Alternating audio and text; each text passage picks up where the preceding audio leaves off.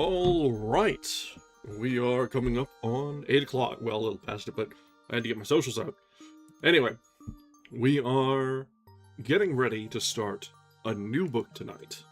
So, let's settle in, get comfortable, and discover together what the night has in store for us.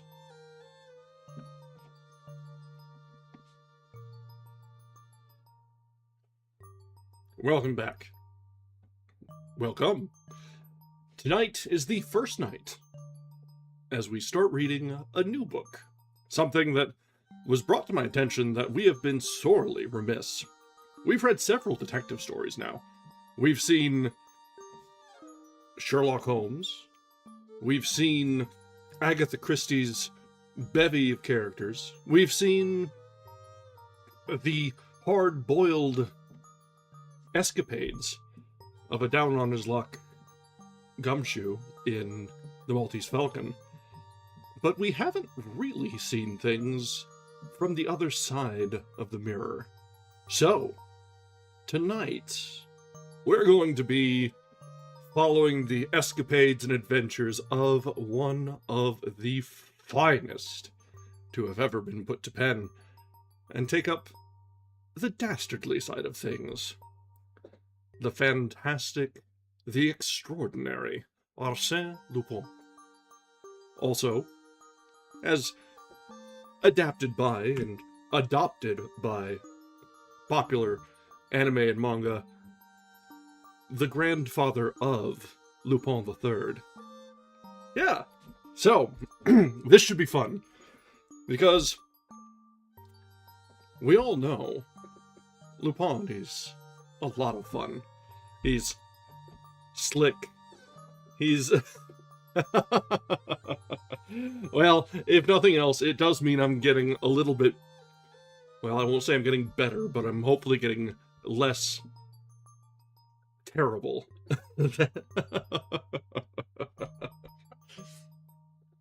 Or, if nothing else, we're getting more comfortable with my decisions on how to pronounce things.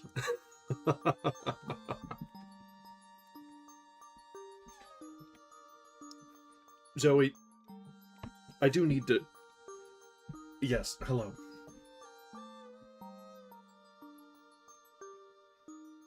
Alright, guys. Let's go ahead and see what sort of adventures we have to get up to tonight. Because, as with so many of what we've read, I have not read this before. I know the adaptations, the evolutions, but this is new to me. And I really am looking forward to it. I've always found the villains in the detective stories to be sometimes, and very frequently actually, to be much more compelling than their straight and narrow counterparts. That's why we're drawn to the gray areas of detectives that are maybe not always so on the upright. So, let's just see, after they've gone completely off to the sinister, to see what sort of difference things have.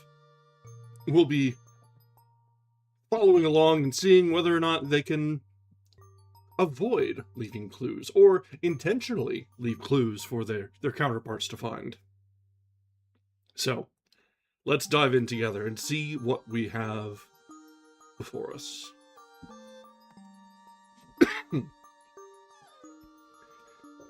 And so, we begin tonight with Maurice Leblanc's The Extraordinary Adventures of Arsène Lupin, Gentleman-Burglar. Chapter 1. The Arrest of Arsène Lupin. Well, that's an interesting way to begin.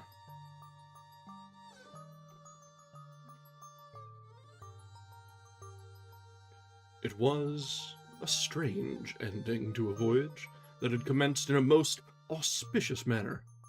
The transatlantic steamship La Provence was a swift and comfortable vessel, under the command of a most affable man. The passengers constituted a select and delightful society. The charm of new acquaintances and improvised amusement served to make the time pass agreeably. We enjoyed the pleasant sensation of being separated from the world, living, as it were, upon an unknown island, and consequently obliged to be sociable with each other.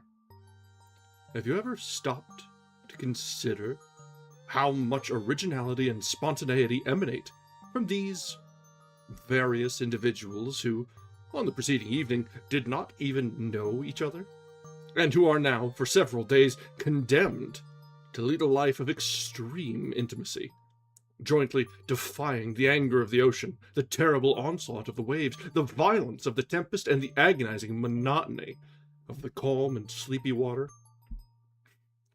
Such a life becomes a sort of tragic existence, with its storms and its grandeurs, its monotony and its diversity, and that is why, perhaps, we embark upon that short voyage with mingled feelings of pleasure and fear. But during the past few years, a new sensation has been added to the life of the transatlantic traveler. The little floating island is now attached to the world from which it was once quite free. A bond united them, even in the very heart of the watery wastes of the Atlantic. That bond is the wireless telegraph, by means of which we receive news in the most mysterious manner. We know full well that the message is not transported by the medium of a hollow wire. No, the mystery is even more inexplicable, more romantic, and we must have recourse to the wings of the air in order to explain this new miracle. During the first day of the voyage, we felt that we were being followed, escorted, preceded even, by that distant voice, which, from time to time, whispered to one of us a few words from the receding world. 2 friends spoke to me. 10, 20 others sent gay or somber words of parting to other passengers.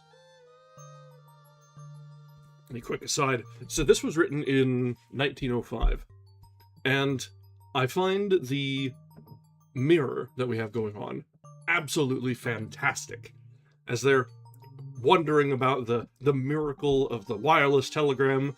We're here on the internet, displaying or passing along a voice through even greater distances, but still, hopefully, with some small sense of wonder. Can't lose that, otherwise life's no fun if you don't have any wonder left, right?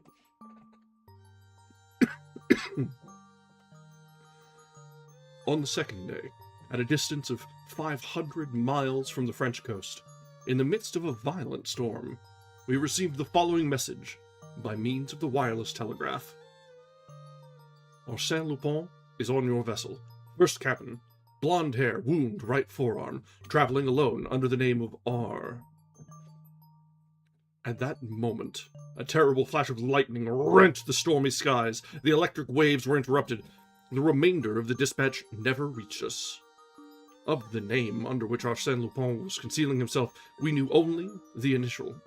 Well, that's a surprise how they actually did that. Usually the cutoff like that is when they decide to self-censor as they're writing. But no, this time it is, in fact, left in the air. If the news had been of some other character, I have no doubt that the secret would have been carefully guarded by the telegraphic operator, as well as by the officers of the vessel. But it was one of those events calculated to escape from the most rigorous discretion. The same day, no one knew how, the incident became a matter of current gossip, and every passenger was aware that the famous Arsène Lupin was hiding in our midst. Arsène Lupin, in our midst! The irresponsible burglar whose exploits had been narrated in all the newspapers during the past few months. the mysterious individual with whom Ganimard, our shrewdest detective, had been engaged in an implacable conflict amidst interesting and picturesque surroundings. Arsène Lupin, the eccentric gentleman who operates only in the chateaux and salons, and who, one night, entered the residence of Baron Schormann and emerged empty-handed, leaving, however, his card, on which he had scribbled these words: Arsène Lupin, Gentleman-Burglar, will return when the furniture is genuine.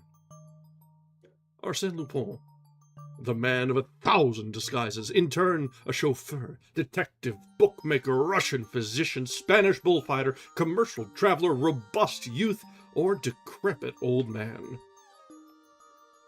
Then consider this startling situation.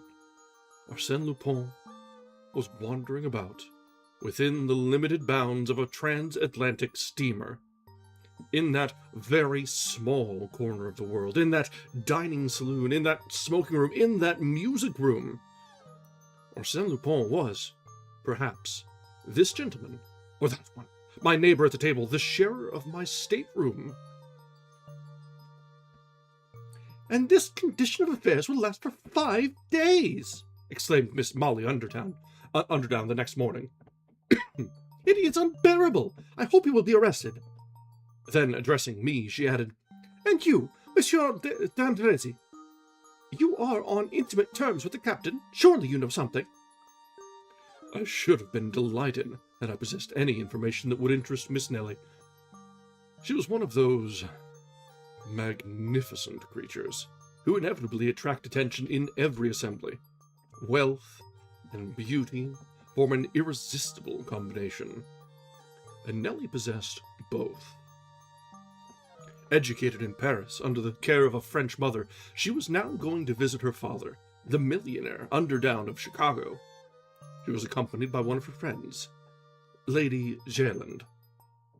At first, I decided to open a flirtation with her, but in the rapidly growing intimacy of the voyage, I was soon impressed by her charming manner, and my feelings became too deep and reverential for a mere flirtation.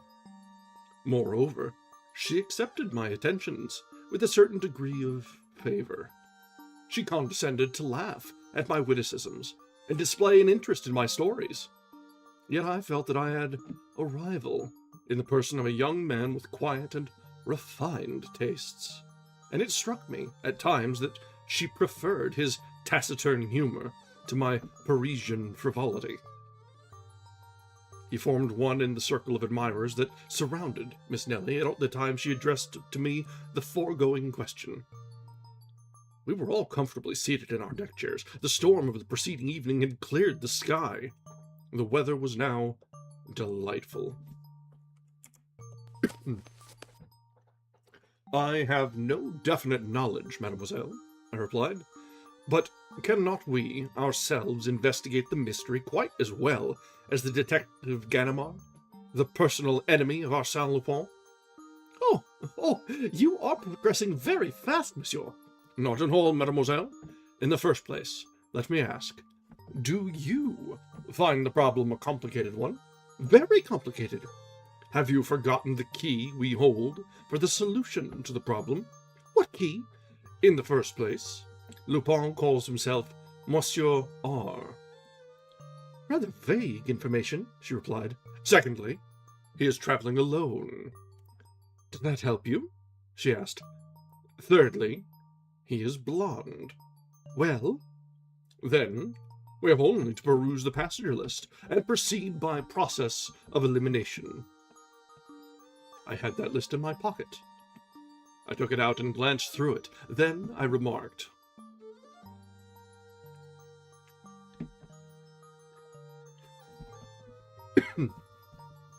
"I find that there are only 13 men on the passenger list whose names begin with the letter R."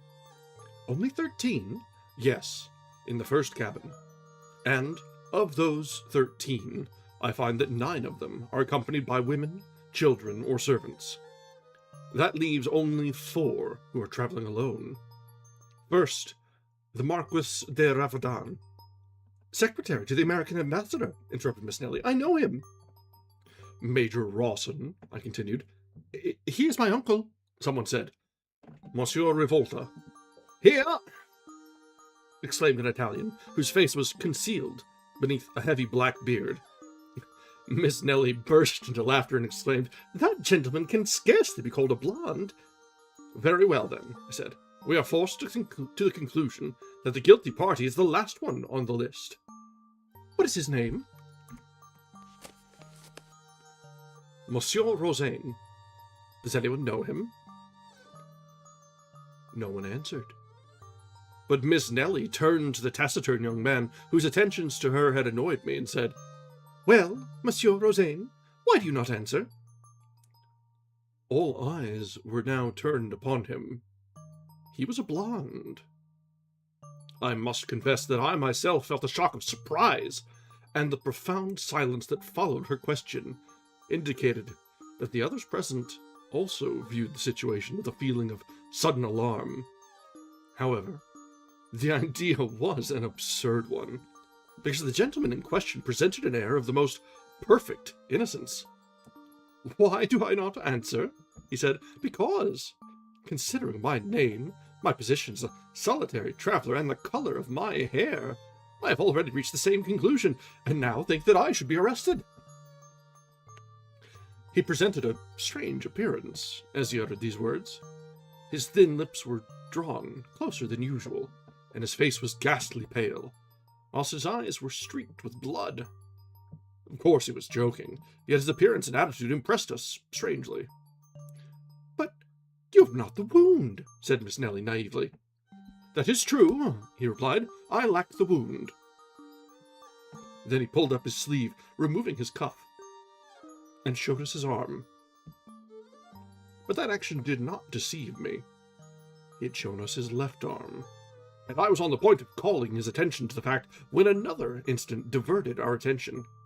Lady Gerland, Miss Nelly's friend, came running towards us in a state of great excitement, exclaiming, My jewels! My pearls! Someone has stolen them all! No, they were not all gone, as we soon found out. The thief had taken only part of them. A very curious thing. Of the diamond sunburst, jeweled pendants, bracelets, and necklaces, the thief had taken not the largest, but the finest and most valuable stones. The mountings were lying upon the table. I saw them there, despoiled of their jewels, like flowers, from which the beautiful colored petals had been ruthlessly plucked. And this theft must have been committed at the time Lady Gerland was taking her tea, in broad daylight, in a stateroom opening on a much-frequented corridor. Moreover, the thief had been obliged to force open the door of the stateroom, search for the jewel case, which was hidden at the bottom of a hat box, open it, select his booty, and remove it from the mountings. Of course, all the passengers instantly reached the same conclusion. It was the work of Arsène Lupin. That day, at the dinner table, the seats to the right and left of Rosaine remained vacant, and during the evening it was rumored that the captain had placed him under arrest, which information produced a feeling of safety and relief. We breathed once more. That evening, we resumed our games and dances. Miss Nelly, especially, displayed a spirit of thoughtless gaiety, which convinced me that if Rosaine's attentions had been agreeable to her in the beginning, she had already forgotten them. Her charm and good humor completed my conquest. At midnight, under a bright moon, I declared my devotion with an ardor that did not seem to displease her. But next day, to our general amazement, Rosaine was at liberty. We learned that the evidence against him was not sufficient. He had produced documents that were perfectly regular, which showed that he was the son of a wealthy merchant of Bordeaux. Besides, his arms did not bear the slightest trace of a wound. Documents! Certificates of birth! Exclaimed the enemies of Rosaine. Of course Arsène Lupin will furnish you as many as you desire, And as to the wound, he never had it, or he has removed it. Then it was proven that, at the time of the theft, Rosaine was promenading on the deck. To which fact his enemies replied that a man like Arsène Lupin could commit a crime without being actually present. And then, apart from all other circumstances, there remained one point which even the most skeptical could not answer.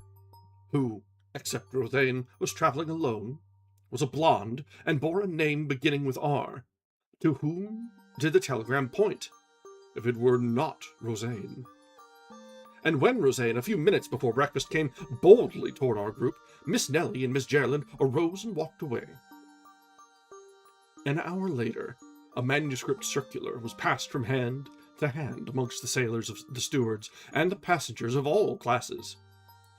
It announced that Monsieur Louis Rosaine offered a reward of 10,000 francs for the discovery of Arsène Lupin, or other person in possession of the stolen jewels.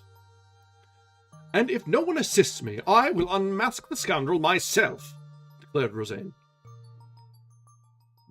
Rosaine against Arsène Lupin. Or rather, according to current opinion, Arsène Lupin himself against Arsène Lupin. The contest promised to be interesting. Nothing developed during the next 2 days. We saw Rosaine wandering about, day and night, searching, questioning, investigating. The captain also displayed commendable activity. He caused the vessel to be searched from stem to stern, ransacked every stateroom under the plausible theory that the jewels might be concealed anywhere, except in the thief's own room. "I suppose they will find out something soon," remarked Miss Nellie to me. "He may be a wizard, but he cannot make diamonds and pearls become invisible." "Certainly not," I replied. "But he should examine the lining of our hats and vests and everything we carry with us." Then, exhibiting my Kodak, a 9x12, with which I had been photographing her in various poses, I added, "In an apparatus no larger than that, a person could hide all of Lady Gerald's jewels. He could pretend to take pictures and no one would suspect the game."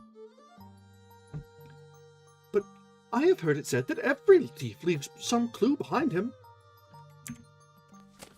"That may be generally true," I replied, "but there is one exception. Arsène Lupin." "Why?"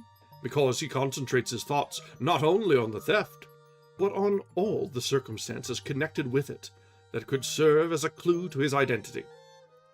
"A few days ago you were more confident." "Yes, but since then I have seen him at work." "And what do you think about it now?" she asked. "Well, in my opinion, we are wasting our time."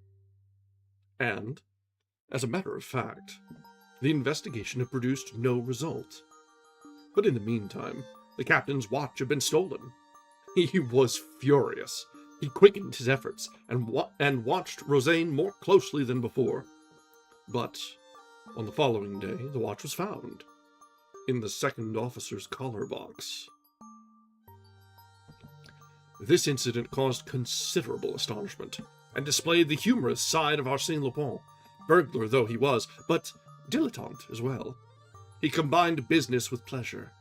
He reminded us of the author who almost died in a fit of laughter provoked by his own play.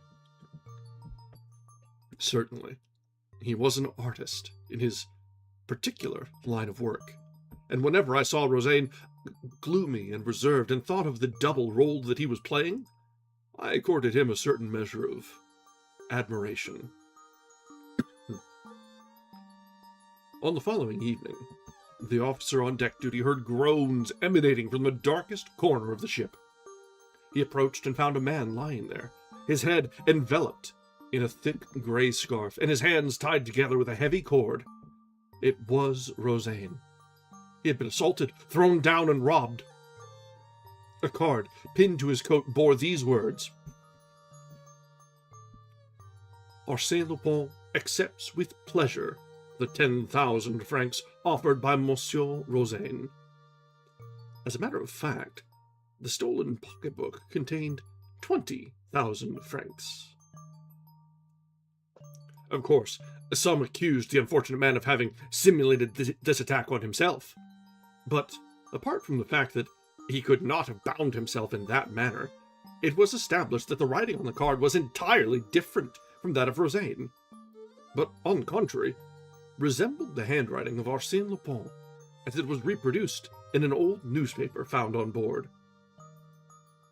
Thus, it appeared that Rosaine was not Arsène Lupin, but was Rosaine, the son of a Bordeaux merchant. And the presence of Arsène Lupin was once more affirmed, and that in a most alarming manner. Such was the state of terror amongst the passengers that none would remain alone in a stateroom or wander singly in unfrequented parts of the vessel. We clung together as a matter of safety, and yet the most intimate acquaintances were estranged by a mutual feeling of distrust. Arsène Lupin was now anybody and everybody. Our excited imaginations attributed to him miraculous and unlimited power. We supposed him capable of assuming the most unexpected disguises, of being, by turns, the highly respectable Major Rawson, or the noble Marquis de Ravadan, or even, for we no longer stopped with the accusing letter of R, or even such or such a person well known to all of us, and having wife, children, and servants. The first wireless dispatches from America brought no news. At least the captain did not communicate any to us. The silence was not reassuring. Our last day on the steamer seemed interminable. We lived in constant fear of some disaster. This time it would not be a simple theft or comparatively harmless assault. It would be a crime, a murder. No one imagined that Arsène Lupin would confine himself to these two trifling offenses. Absolute master of the ship, the authorities powerless. He could do whatever he pleased. Our property and lives were at his mercy. Yet, those were delightful hours for me, since they secured to me the confidence of Miss Nelly. Deeply moved by those startling events, and being of a highly nervous nature, she spontaneously sought at my side a protection and security that I was pleased to give her. Inwardly, I blessed Arsène Lupin. Had he not been the means of bringing me and Miss Nelly closer to each other? Thanks to him, I could now indulge in delicious dreams of love and happiness. Dreams that, I felt, were not unwelcome to Miss Nelly. Her smiling eyes authorized me to make them. The softness of her voice bade me hope. As we approached the American shore, the active search for the thief was apparently abandoned, and we were anxiously awaiting the supreme moment in which the mysterious enigma would be explained. Who was Arsène Lupin? Under what name, under what disguise, was the famous Arsène Lupin concealing himself? And, at last, that supreme moment arrived. If I live 100 years, I shall not forget the slightest details of it.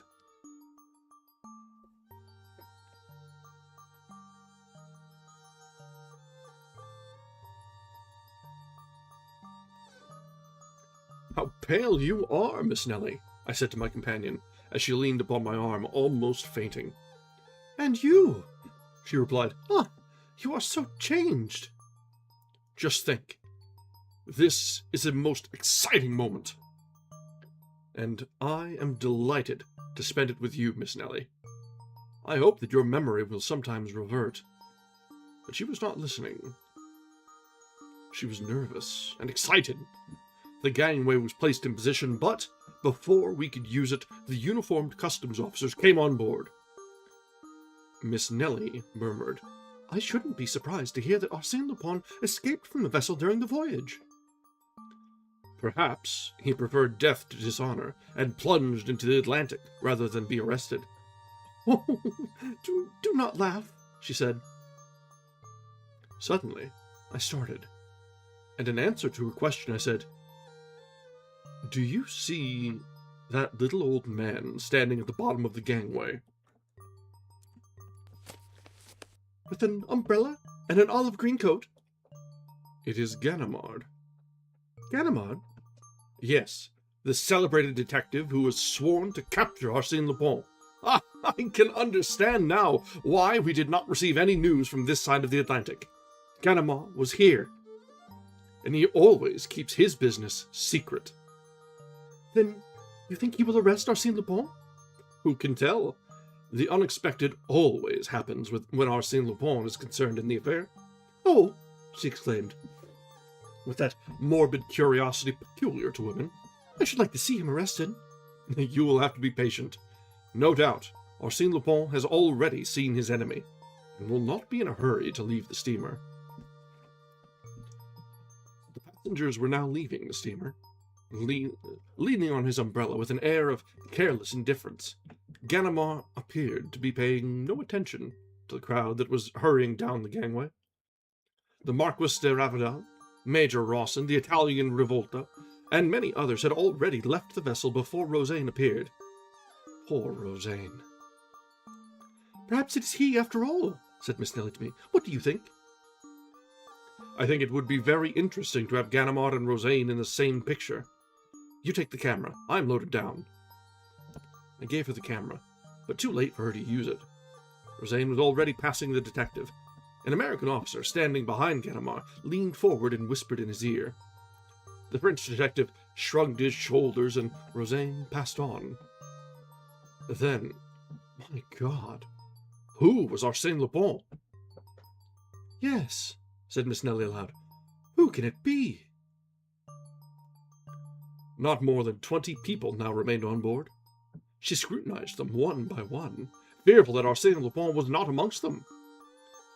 "We cannot wait much longer," I said to her. She started toward the gangway. I followed, but we had not taken 10 steps when Ganimard barred our passage. "Well, what is it?" "One moment, monsieur. What's your hurry?" "I am escorting mademoiselle." "One moment," he repeated in a tone of authority. Then, gazing into my eyes, he said, "Arsène Lupin, is it not?" I laughed and replied, "No, simply Bernard d'Andrézy." "Bernard d'Andrézy died in Macedonia 3 years ago." "If Bernard d'Andrézy were dead, I should not be here. But you are mistaken. Here are my papers." "They are his, and I can tell you exactly how they came into your possession." "You are a fool," I exclaimed. "Arsène Lupin sailed under the name of R." "Yes, another of your tricks.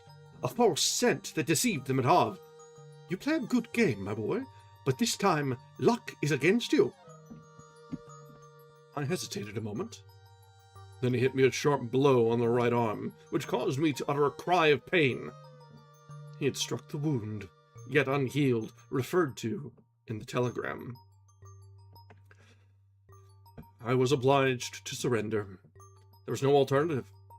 I turned to Miss Nelly, who had heard everything. Our eyes met. Then she glanced at the kodak I had placed in her hands, and made a gesture that conveyed to me the impression that she understood everything. Yes, there, between the narrow folds of black leather, in the hollow center of the small object that I had taken the precaution to place in her hands before Ganimard arrested me, it was there I had deposited Rosaine's 20,000 francs, and Lady Geraldine's pearls and diamonds. I pledge my oath that at that solemn moment, when I was in the grasp of Ganimard and his 2 assistants, I was perfectly indifferent to everything. To my arrest, the hostility of the people, everything, except this one question. What will Miss Nelly do with the things I had confided to her? In the absence of that material and conclusive proof, I had nothing to fear. But would Miss Nellie decide to furnish that proof? Would she betray me?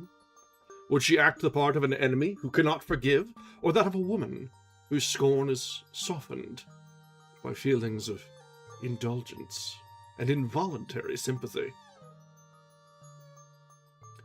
She passed in front of me. I said nothing, but bowed very low. Mingled with the other passengers, she advanced to the gangway with my Kodak in her hand. It occurred to me that she would not dare to expose me publicly, but she might do so when we reached a more private place. However, when she had passed only a few feet down the gangway with a movement of simulated awkwardness, she let the camera fall into the water between the vessel and the pier. Then she walked down the gangway and was quickly lost to sight in the crowd. She had passed out of my life forever. For a moment, I stood motionless. Then, to Ganimard's great astonishment, I muttered, "What a pity that I am not an honest man." Such was the story of his arrest, as narrated to me by Arsène Lupin himself. The various incidents, which I shall record in writing at a later day, have established between us certain ties. Shall I say, a friendship? Yes, I venture to believe that Arsène Lupin honors me with his friendship, and that it is through friendship that he occasionally calls on me, and brings into the silence of my library his youthful exuberance of spirits, the contagion of his enthusiasm, and the mirth of a man for whom destiny has naught but favors and smiles. His portrait? How can I describe him? I have seen him 20 times, and each time he was a different person. Even he himself said to me on one occasion, "I no longer know who I am. I cannot recognize myself in the mirror." Certainly, he was a great actor, and possessed a marvelous faculty for disguising himself. Without the slightest effort, he could adopt the voice, gestures, and mannerisms of another person. "Why," said he, "why should I retain a definite form and feature? Why not avoid the danger of a personality that is ever the same? My actions will serve to identify me."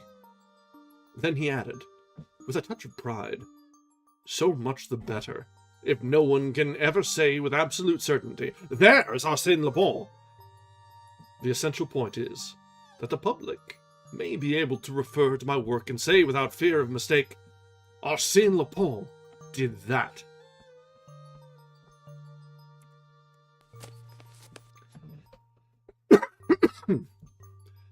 That brings us to the end of the first chapter, short story. I'm not sure yet of the full format of this book, whether it's a collection of short stories or a cohesive, overarching story. I think it's a bunch of short stories, so it'll fit our format exceedingly well, honestly. So I'm not too terribly worried about that. But that was a very nice little introduction to the character, the man, the legend, Arsène Lupin. It was a nice little twist there that I think we all kind of expected. If we hadn't been first... Okay, perfect, similar to the Holmes book we did.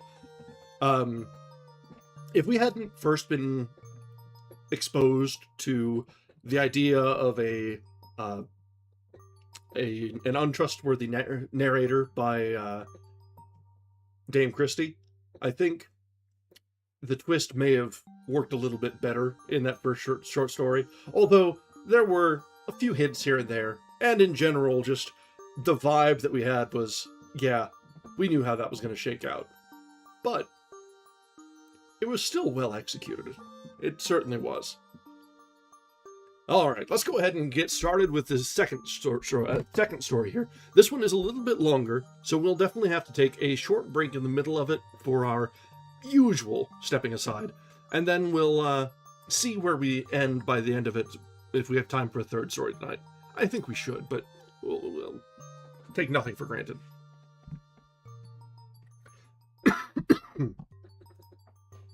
All right.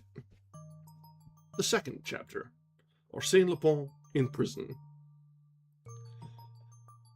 There is no tourist worthy of the name who does not know the banks of the Seine, and has not noticed, in passing, the little feudal castle of Malaquis, built upon a rock in the center of the river. An arched bridge connects it with the shore. I do know that in I think the last story in this collection is Arsène Lupin, or Sherlock Holmes arrives too late.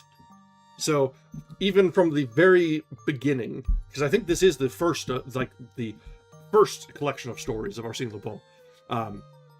So even from the very beginning, we set up a sort of rivalry here. Not sure if if it's more the author thumbing his nose at, but could be all the same. Very good. Very good. We'll have to save that. I think that's the last one in this one, though, so we do have quite a bit of time before that comes up.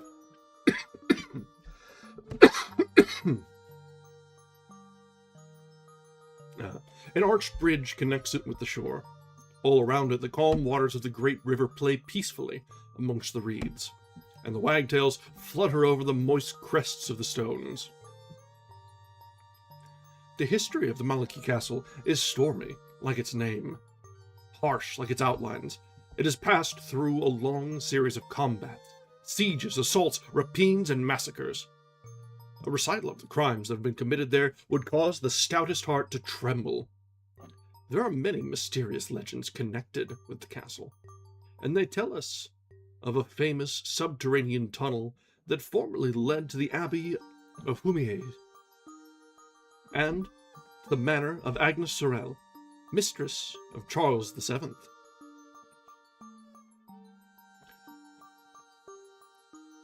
In that ancient habitation of heroes and brigands, the Baron Nathan Cahorn now lived, or Baron Satan, as he was formerly called on the Bourse, where he had acquired a fortune with incredible rapidity.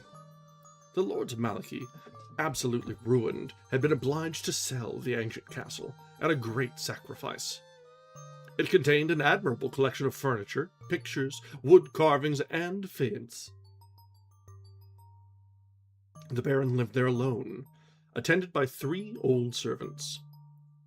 No one ever enters the place. No one had ever beheld the 3 Rubens that he possessed, his 2 Watteau, his Jean Goujon pulpit, and the many other treasures that he had acquired by a vast expenditure of money at public sales. Baron Satan, no, we're going Satan, lived in constant fear, not for himself, but for the treasures that he had accumulated with such an earnest devotion, with so much perspicacity, that the shrewdest merchant could not say that the Baron had ever erred in his taste or judgment. He loved them, his bibelots. He loved them intensely, like a miser, jealously, like a lover. Every day at sunset, the iron gates at either end of the bridge and at the entrance to the court of honor are closed and barred. At the least touch on these gates, electric bells will ring throughout the castle. One Thursday in September, a letter carrier presented himself at the gate at the head of the bridge, and, as usual, it was the Baron himself who partially opened the heavy portal. He scrutinized the man as minutely as if he were a stranger, although the honest face and twinkling eyes of the postman had been familiar to the Baron for many years. The man laughed as he said, "It is only I, Monsieur le Baron. It is not another man wearing my cap and blouse." "One can never tell," muttered the Baron. The man handed him a number of newspapers, and then said, "And now, Monsieur le Baron, here is something new." "Something new?" Yes, a letter. A registered letter." Living as a recluse, without friends or business relations, the Baron never received any letters, and the one now presented to him immediately aroused within him a feeling of suspicion and distrust. It was like an evil omen. Who was this mysterious correspondent that dared to disturb the tranquility of his retreat? You must sign for it, Monsieur le Baron.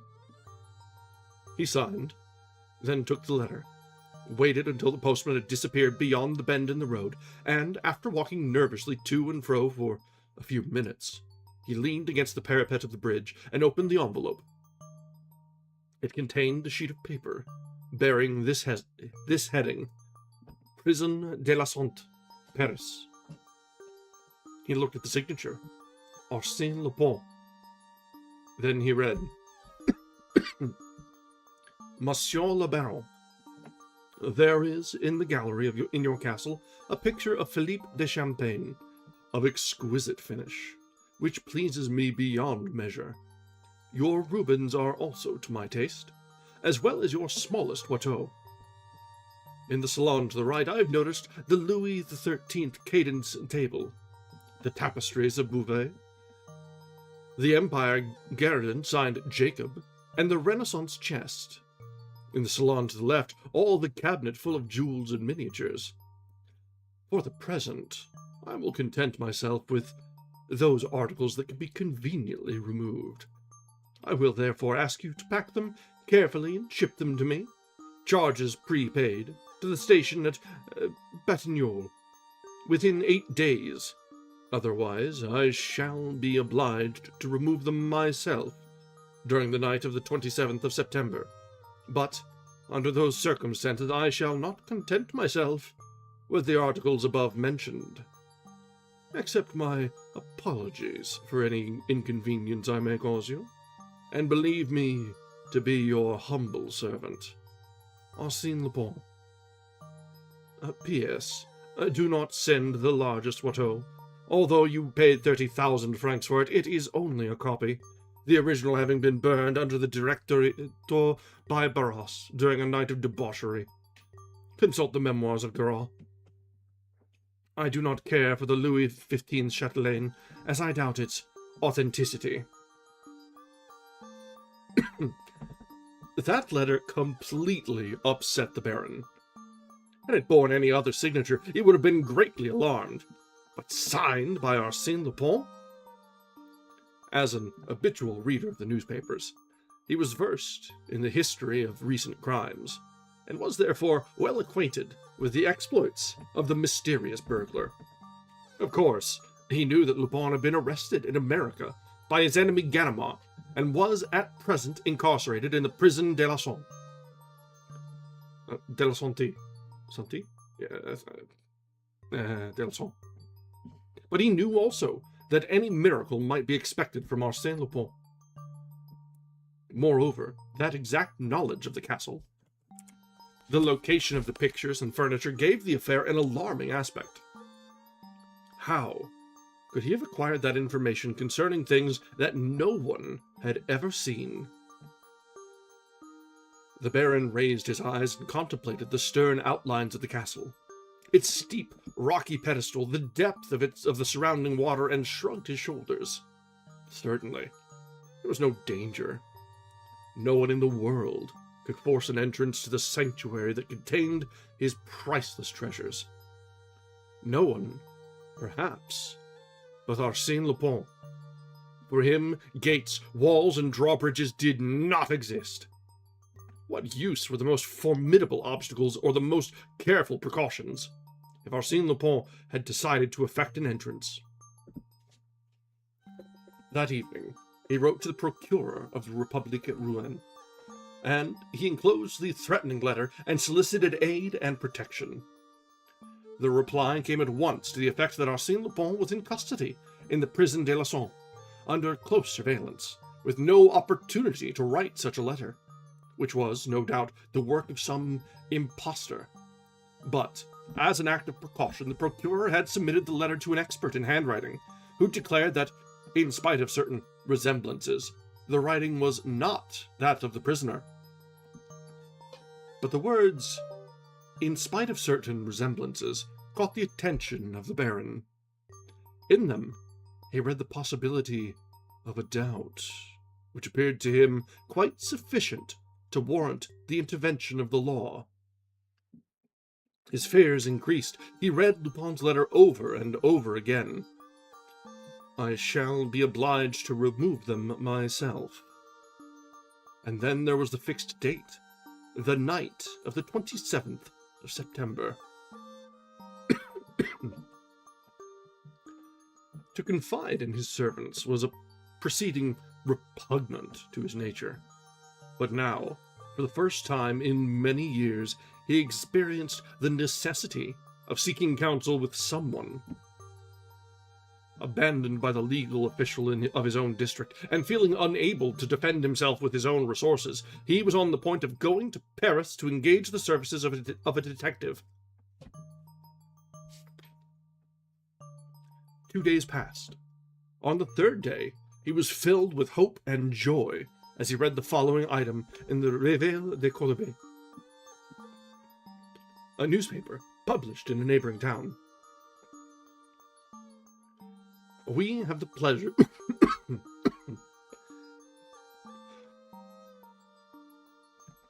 We have the pleasure of entertaining in our city at the present time the veteran detective Monsieur Ganimard, who acquired a worldwide reputation by his clever capture of Arsène Lupin.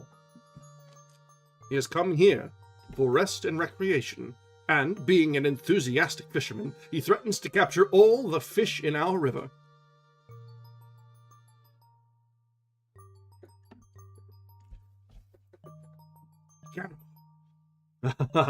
Here is the assistance desired by Baron Cahorn.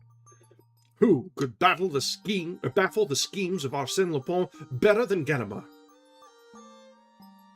The patient and astute detective. He was the man for the place.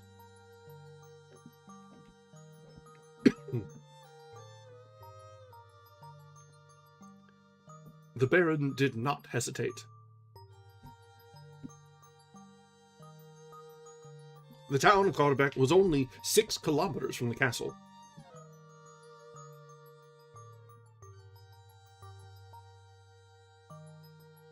Oh yeah, that's right. It was a it was reversed. That was funny. Yeah, probably I mean, it was obviously intentional. Early copyright and all that.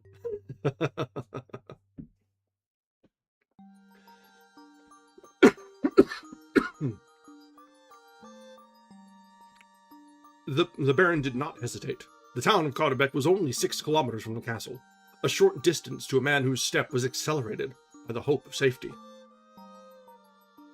After several fruitless attempts to ascertain the detective's address, the Baron visited the offices of Réveil, situated on the quay. There he found the writer of the article, who, approaching the window, exclaimed, "Ganimard! Why, you are sure to see him somewhere on the quay with his fishing pole. I met him there and chanced to read his name engraved on his rod. Ah, there he is now, under the trees." "That little man wearing a straw hat?" "Exactly. He is a gruff fellow with little to say." 5 minutes later, the Baron approached the celebrated Ganimard, introduced himself, and sought to commence a conversation. But that was a failure. Then he broached the real object of his interview, and briefly stated his case. The other listened, motionless, with his attention riveted on his fishing rod. When the Baron had finished his story, the fisherman turned with an air of profound pity and said, "Monsieur, it is not customary for thieves to warn people they are about to rob. Arsène Lupin, especially, would not commit such a folly. But, monsieur, if I had the least doubt, believe me, the pleasure of again capturing Arsène Lupin would place me at your disposal. But, unfortunately, that young man is already under lock and key. He may have escaped.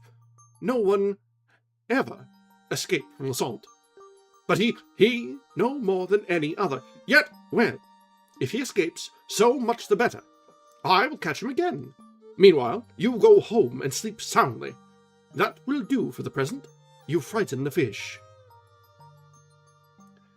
The conversation was ended. The Baron returned to the castle, reassured to some extent by Ganimard's indifference. He examined the bolts, watched the servants, and during the next 48 hours he became almost persuaded that his fears were groundless. Certainly, as Ganimard said, thieves do not warn people they are about to rob. The fateful day was close at hand. It was now the 26th of September, and nothing had happened. But at 3 o'clock the bells rang. A boy brought this telegram. No goods at Batignolles station. Prepare everything for tomorrow night. Arsène. This telegram threw the Baron into such a state of excitement that he even considered the advisability of yielding to Lupin's demands. However, he hastened to Carbet. Ganimard was fishing at the same place, seated on a camp stool. Without a word, he handed him the telegram. "Well, what of it?" said the detective. "What of it? But it is tomorrow." "What is tomorrow?" "The robbery! The pillage of my collections!" Ganimard laid down his fishing rod, turned to the Baron, and exclaimed in a tone of impatience, "Ah! Do you think I am going to bother myself about such a silly story as that? How much do you ask to pass tomorrow night in the castle?" "Not a sou. Now, leave me alone. Name your own price. I am rich and can pay it." This offer disconcerted Ganimard, who replied calmly, "I am here on a vacation. I have no right to undertake such work." "No one will know. I promise to keep it secret." "Oh, nothing will happen." "Come, 3,000 francs. Will that be enough?" The detective, after a moment's reflection, said, "Very well, but I must warn you that you are throwing your money out of the window." "I do not care." "In that case... But, after all, what do we know about this devil Lupin? He may have quite a numerous band of robbers with him. Are you sure of your servants?" "My faith, better not count on them. I will telegraph for 2 of my men to help me. And now, go. It is better for us not to be seen together. Tomorrow evening, about 9 o'clock. All right, this is a perfect time for us to take a short break. It seems to be baked into the very book itself. So, let's step aside for a few minutes. Go ahead and top up your drinks, stretch your legs, give the fuzzy friends a little bit of attention, and we'll be back in just a few minutes. Thanks.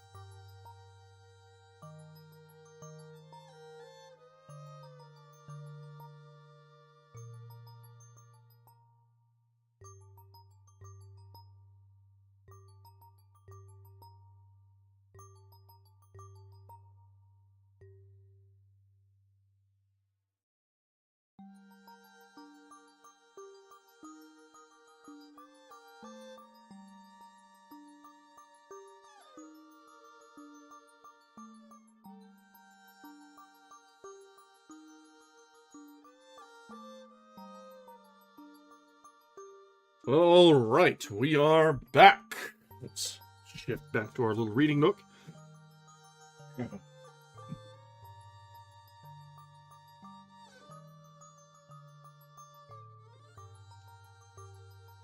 That's rather ambitious of them. A full-on rotisserie chicken is rather much for a fur baby. But you know what? Gotta aim for the stars, right?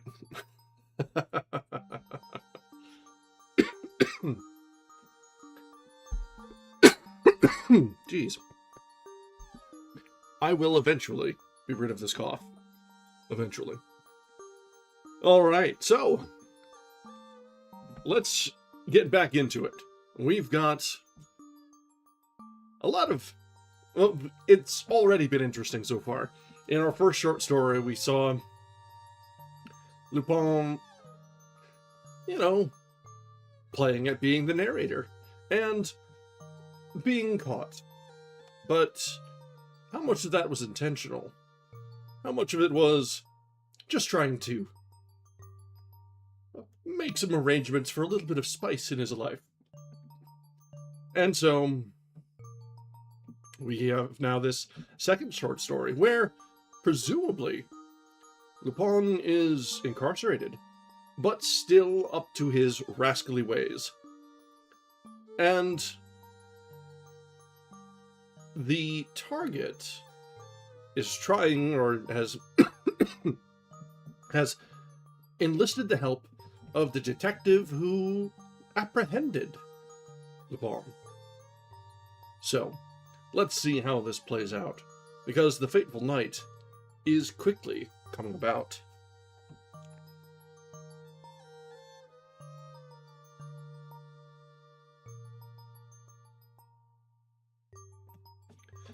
The following day, the date fixed by Arsène Lupin, Baron Cahorn arranged all his panoply of war, furbished his weapons, and, like a sentinel, paced to and fro in front of the castle. He saw nothing, heard nothing. At 8:30 in the evening, he dismissed his servants. They occupied rooms in a wing of the building, in a retired spot, well removed from the main portion of the castle. Shortly thereafter, the Baron heard the sound of approaching footsteps. It was Ganimard and his two assistants, the great, powerful fellows with immense hands and necks like bulls. After asking a few questions relating to the location of the various entrances and rooms, Ganimard carefully closed and barricaded all the doors and windows through which one could gain access to the threatened rooms. He inspected the walls, raised the tapestries, and finally installed his assistants in the central gallery, which was located between the two salons.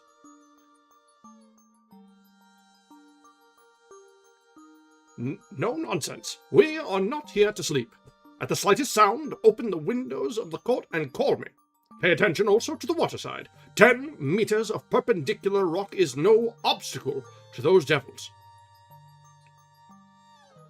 Ganimard locked his assistants in the gallery, carried away the keys, and said to the Baron, "And now, to your post." He had chosen for himself a small room located in the thick outer wall, between the two principal doors, and which, in former years, had been the watchman's quarters. A peephole opened upon the bridge, another on the court. In one corner, there was an opening to a tunnel. "I believe you told me, Monsieur le Baron, that this tunnel is the only subterranean entrance to the castle, and that it has been closed up for time immemorial." "Yes." "Then, unless there is some other entrance, known only to Arsène Lupin, we are quite safe."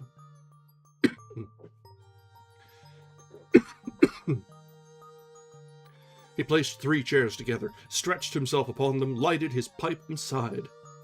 "Really, Monsieur le Baron, I feel ashamed to accept your money for such a sinecure as this. I will tell the story to my friend Lupin. He will enjoy it immensely." The Baron did not laugh. He was anxiously listening, but heard nothing save the beating of his own heart. From time to time, he leaned over the tunnel and cast a fearful eye into its depths. He heard the clock strike 11, 12, 1. Suddenly, he seized Ganimard's arm. The latter leaped up, awakened from his sleep. "Do you hear?" asked the Baron in a whisper. "Yes. What is it?" "I was snoring, I suppose." No, listen." "Ah, yes, it is the horn of an automobile." Well, it is very improbable that Lupin would use an automobile like a battering ram to demolish your castle.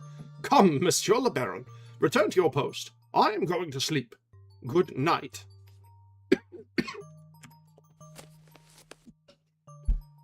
That was the only alarm.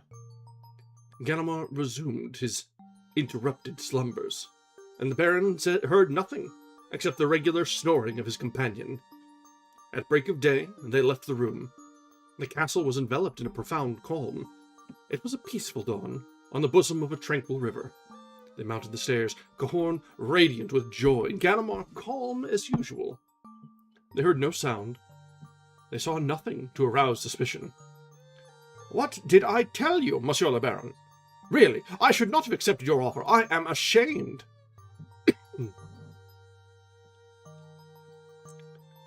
He unlocked the door and entered the gallery. Upon two chairs, with drooping heads and pendant arms, the detective's two assistants were asleep. "Tonnerre de nom de Dieu!" exclaimed Ganimard. At the same moment, the Baron cried out, "The pictures! The credence!" He stammered, choked, with arms outstretched towards the empty places, toward the denuded walls, where naught remained but the useless nails and cords. The Watteau disappeared, the Rubens carried away, the tapestries taken down, the cabinets despoiled of their jewels. And my Louis the 16th candelabra, and the Regent chandelier, and my 12th century Virgin!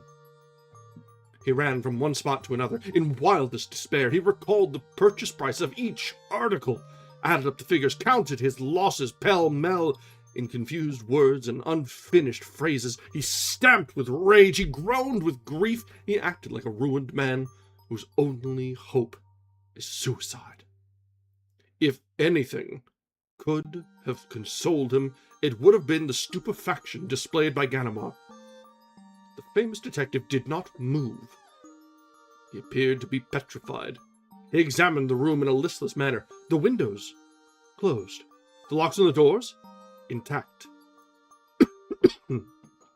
Not a break in the ceiling, not a hole in the floor. Everything was in perfect order. The theft had been carried out methodically, according to a logical and inexorable plan. "Arsène Lupin! Arsène Lupin!" he muttered. Suddenly, as if moved by anger, he rushed upon his two assistants and shook them violently. They did not awaken.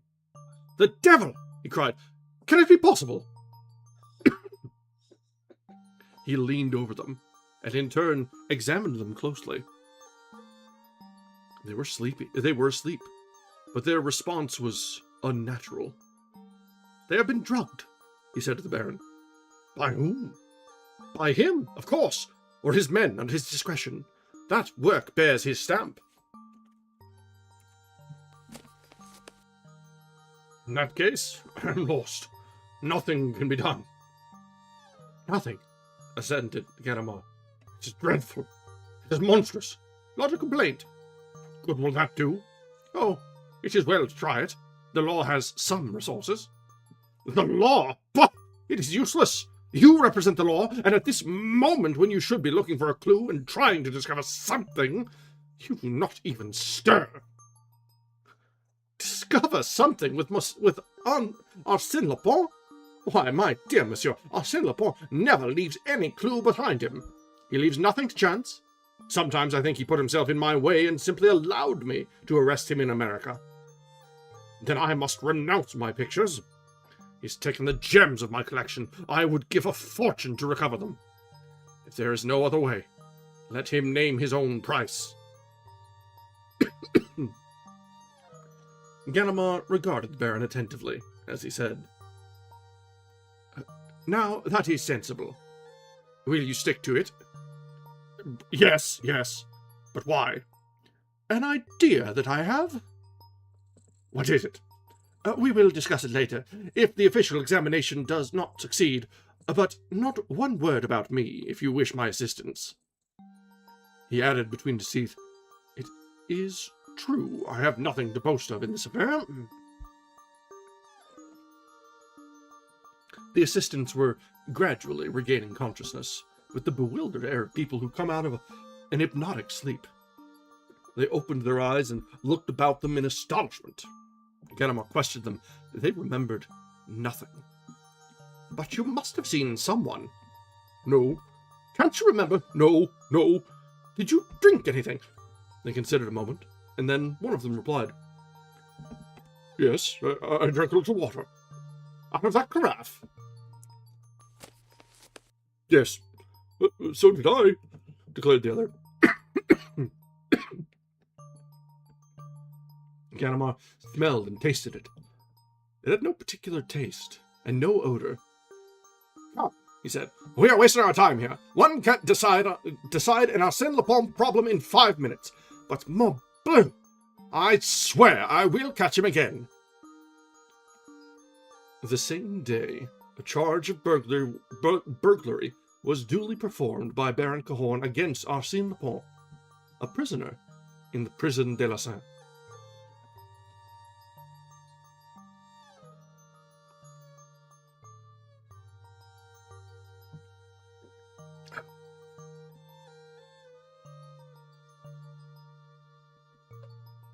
Well, he's done it already. From a closed room, without making any entrance, he's made off with his target. After leaving a calling card. Of course. What sort of phantom thief doesn't leave a calling card? Ahead of the thing. A declaration of intent. And he is the best.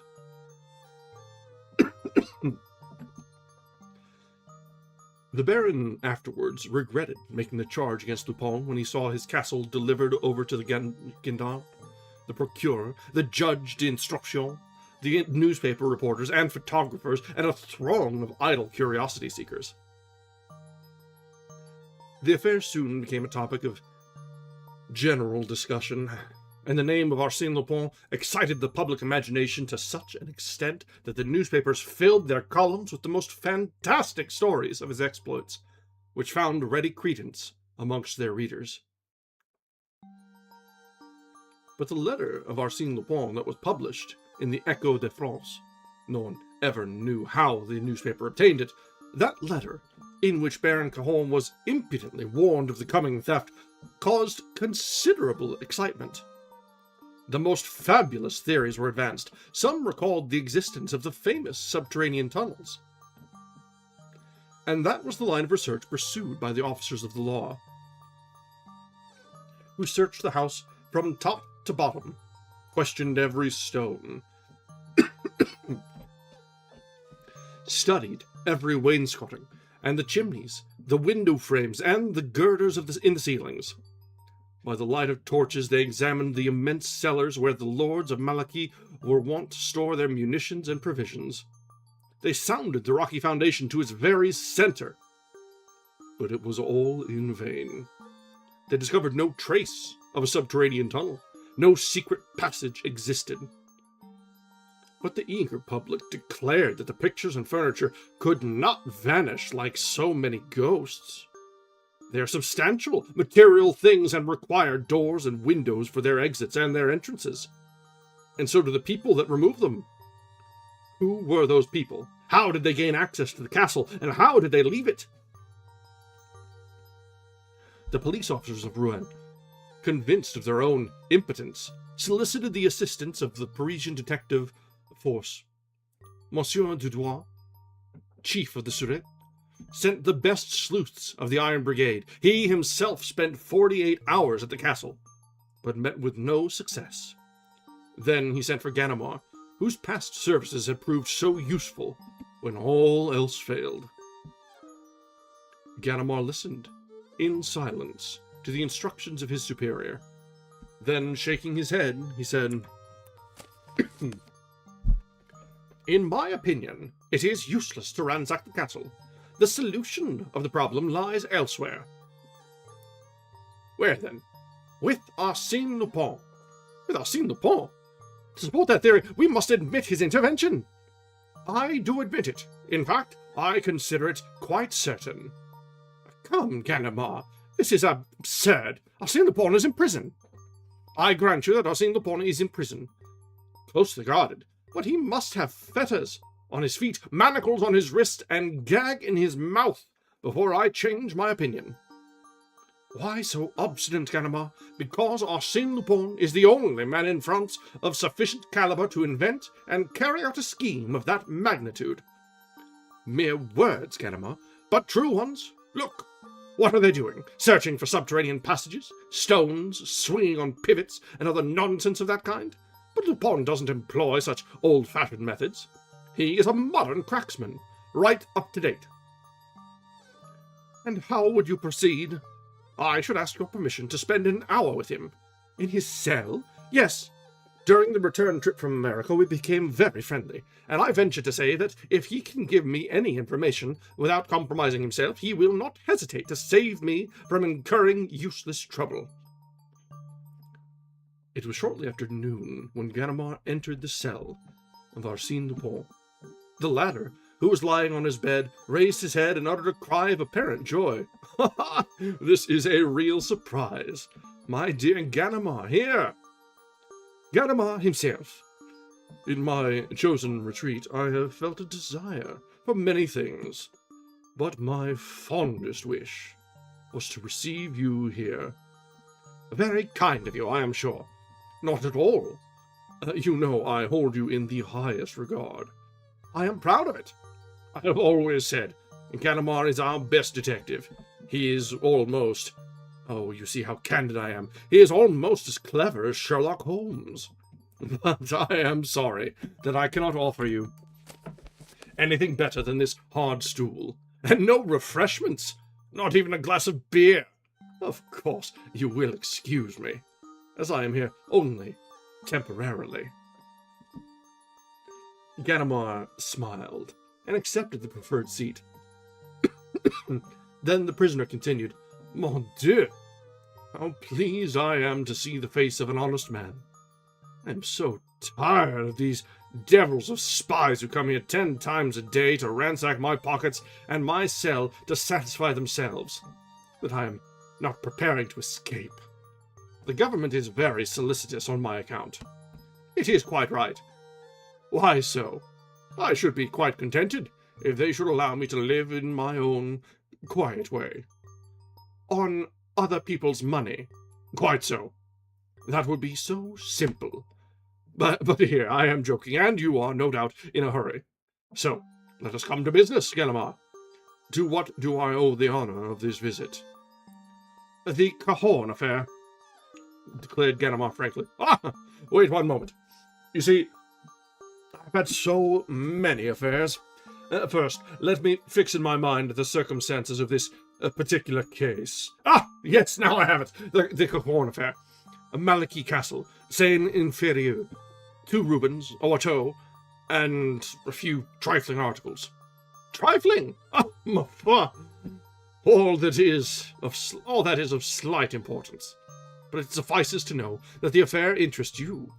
How can I serve you, Ganimard? Must I explain to you what steps the authorities have taken in the matter? Not at all. I've read the newspapers, and I will frankly state that you have made very little progress.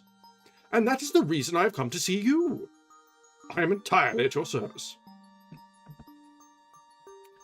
In the first place, the Cahorn affair was managed by you, from A to Z. It's probably Z in this case. The letter of warning, the telegram, all mine. I ought to have the receipts somewhere. Arsène opened the door of a small table of plain white wood, which, with the bed and stool, constituted all the furniture in his cell, and took therefrom 2 scraps of paper, which he handed to Ganimard. "Ah!" exclaimed the detective in surprise. "I thought you were closely guarded and searched, and I find that you read the newspapers and collect postal receipts." "Bah! These people are so stupid. They open the lining of my vest, they examine the soles of my shoes, they sound the walls of my cell, but they never imagined that Arsène Lupin would be foolish enough to choose such a simple hiding place." Ganimard laughed as he said, "What a droll fellow you are! Really, you bewilder me. But come now, tell me about the Cahorn affair." Oh, not quite so fast. You would rob me of all my secrets, expose all my little tricks. That is a very serious matter." "Was I wrong to count on your compliance?" "No, Ganimard, and since you insist." Arsène Lupin paced his cell 2 or 3 times. Then, stopping before Ganimard, he asked, "What do you think of my letter to the Baron?" "I think you are amusing yourself by playing to the gallery." "Oh, playing to the gallery! Come, Ganimard, I thought you knew me better. Do I, Arsène Lupin, ever waste my time on such puerilities? Would I have written that letter if I could have robbed the Baron without writing to him? I want you to understand that the letter was indispensable. It was the motor that set the whole machine in motion. Now, let us discuss together a scheme for the robbery of the Malachi castle. Are you willing?" "Yes, proceed." "Well, let us suppose a castle carefully closed and barricaded, like that of the Baron Cahorn. Am I to abandon my scheme and renounce the treasures that I covet, upon the pretext that the castle which holds them is inaccessible? Evidently not. Should I make an assault upon the castle at the head of a band of adventurers, as they did in ancient times? That would be foolish. Can I gain admittance by stealth or cunning? Impossible. Then there is only one way open to me. I must have the owner of the castle invite me to it." "That surely is an original method." "And how easy?" "Let us suppose that one day the owner receives a letter warning him that a notorious burglar known as Arsène Lupin is plotting to rob him. What will he do? Send a letter to the procurer, who will laugh at him, because the said Arsène Lupin is actually in prison. Then, in his anxiety and fear, the simple man will ask the assistance of the first comer, will he not? Very likely. And if he happens to read in a country newspaper that a celebrated detective is spending his vacation in a neighboring town, he will seek that detective, of course. But on the other hand, let us presume that, having foreseen that state of affairs, the said Arsène Lupin has requested one of his friends to visit Gutenberg, make the acquaintance of the editor of the Réveil, a newspaper to which the Baron is a subscriber, and let said editor understand that such person is the celebrated detective. Then what will happen? The editor will announce in the Réveil the presence in Gutenberg of said detective. Exactly. And one of two things will happen. Either the fish, Cahorn, will not bite, and nothing will happen, or, what is more likely, he will run and greedily swallow the bait. Thus, behold, my Baron Cahorn imploring the assistance of one of my friends against me. Original indeed! Of course, the pseudo-detective at first refuses to give any assistance. On top of that comes the telegram from Arsène Lupin.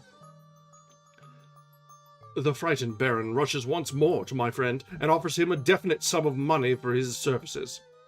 My friend accepts and summons 2 members of our band, who, during the night whilst Cahorn is under the watchful eye of his protector, remove certain articles by way of the window, and lowers them with ropes into a nice little launch, chartered for the occasion. Simple, isn't it? Marvellous! Marvellous! Exclaimed Ganimard. The boldness of the scheme and the ingenuity of all its details are beyond criticism. But who is the detective whose name and fame served as a magnet to attract the Baron and draw him into your net? There is only one name could do it. only one. And that is Arsène Lupin's personal enemy, the most illustrious Ganimard. I, yourself, Ganimard. And really, it is very funny. If you go there and the Baron decides to talk, you will find that it will be your duty to arrest yourself, just as you arrested me in America. The revenge is really amusing. I caused Ganimard to arrest Ganimard. Arsène Lupin laughed heartily. The detective, greatly vexed, bit his lips. To him, the joke was quite devoid of humor. The arrival of a prison guard gave Ganimard an opportunity to recover himself. The man brought Arsène Lupin's luncheon, furnished by a neighboring restaurant. After depositing the tray upon the table, the guard retired. Lupin broke his bread, ate a few morsels, and continued. But rest easy, my dear Ganimard. You will not go to Malaquis. I can tell you something that will astonish you. The Cahorn affair is on the point of being settled. Excuse me, I have just seen the chief of the Surete. What of that? Does Monsieur Dubois know my business better than I do myself? You will learn that that the pseudo-Ganimard still remains on very good terms with the Baron. The latter has authorized him to negotiate a very delicate transaction with me, and, at the present moment, in consideration of a certain sum, it is probable that the Baron has recovered possession of his pictures and other treasures, and on their return he will withdraw his complaint. Thus there is no longer any theft, and the law must abandon the case. Ganimard regarded the prisoner with a bewildered air. And how do you know all that? I have just received the telegram I was expecting. You have just received a telegram? This very moment, my dear friend. Out of politeness, I did not wish to read it in your presence, but if you will permit me... You are joking, Lupin, my dear friend. If you will be so kind as to break that egg, you will learn for yourself that I am not joking. Mechanically, Ganimard obeyed, and cracked the eggshell with the blade of a knife. He uttered a cry of surprise. The shell contained nothing but a small piece of blue paper. At the request of Arsène, he unfolded it. It was a telegram, or rather a portion of a telegram, from which the postmarks had been removed. It read as follows. Contract closed. 100,000 balls delivered. All well. 100,000 balls? Said Ganimard. Yes, 100,000 francs. Very little, but then, you know, these are hard times. And I have some heavy bills to meet. If you only knew my budget, living in the city comes very high. Ganimard arose. His ill humor had disappeared. He reflected for a moment, glancing over the whole affair in an effort to discover a weak point. Then, in a tone and manner that betrayed his admiration of the prisoner, he said, Fortunately, we do not have a dozen such as you to deal with. If we did, we would have to close up shop.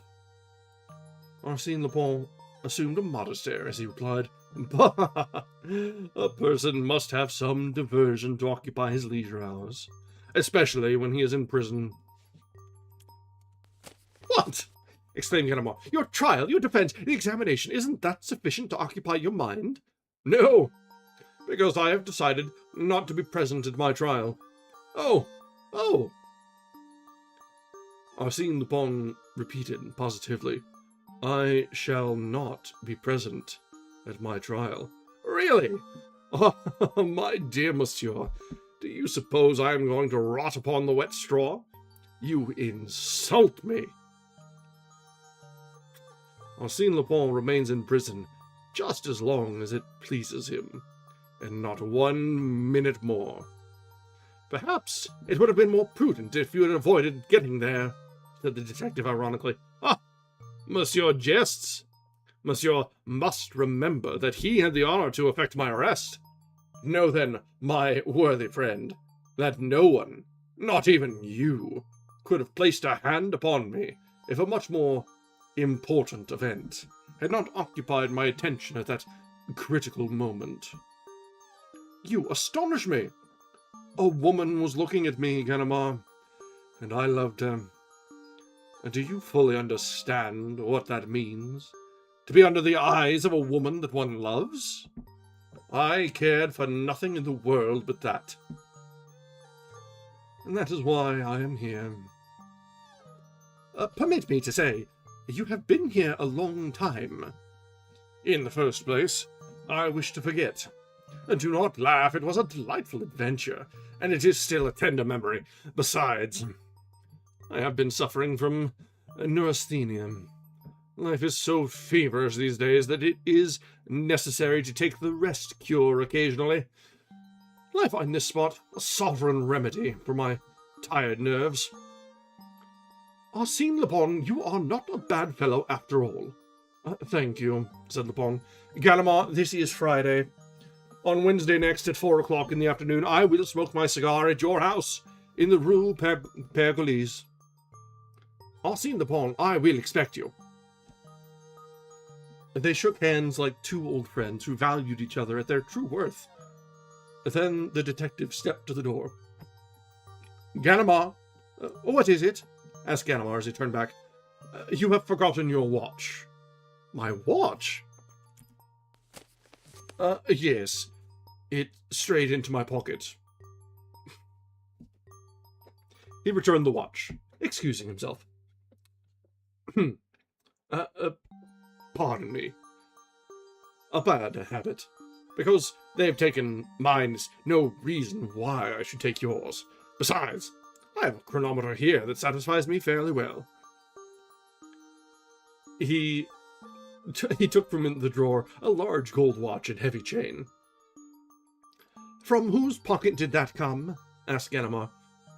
Arsène Lupin gave a hasty glance at the initials engraved on the watch. J.B. Who the devil can that be? Ah! Yes, I remember. Jules Bouvier, the judge who conducted my examination. A charming fellow. All right, that brings us to the end of the second short story of Arsène Lupin. I like that one a lot. The twist wasn't terribly surprising there. I knew it was definitely going to either be Lupin himself or one of his assistants that was posing as Ganimard. But the reveal was still very satisfying. And the relationship and confrontations between Ganimard and Lupin are a lot of fun. They have a sort of almost professional respect, but they're also... Lupin is definitely playing with him the whole time. And Ganimard is almost onto the fact that he's being played with. Exactly. The method of the reveal can be every bit as important or as fun as the twist themselves. If one is expected, the delivery can still make it work.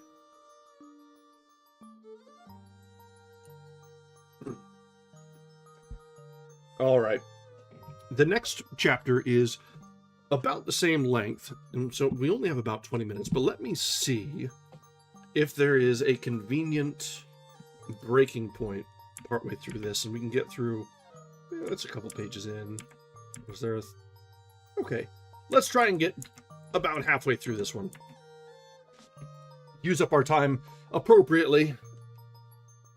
And honestly, the way these go, I almost don't want to end at the end of a short story, because the twist happening right at the beginning of a section might be worth it. So, let's continue with Chapter 3, The Escape of Arsène Lupin. I do like that these are all interconnected. Yes, they're independent short stories still, but they do still have a narrative flow. They're obviously sequential. They all resolve themselves, but also they finish in one.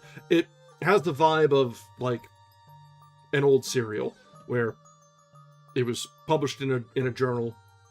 It was done, and then the next one links to it, so people could pick up wherever they felt like, but it was still be able to follow along.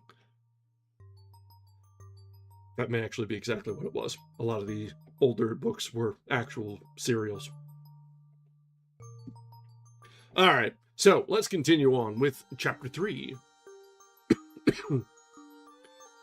Arsène Lupin had just finished his repast, and taken from his pocket an excellent cigar with a gold band, which he was examining with unusual care, when the door of his cell was opened. He had barely time to throw the cigar into the drawer and move away from the table. The guard entered. It was the hour for exercise. "I was waiting for you, my dear boy," exclaimed Lupin, in his accustomed good humor. They went out together. I think YouTube is having issues right now, but Twitch seems to be having a good time. Just a second, let me double check some things.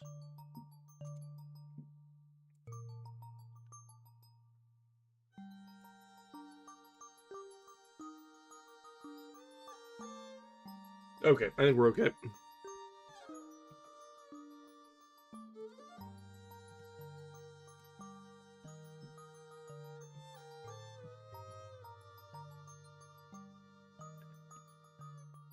They went out together.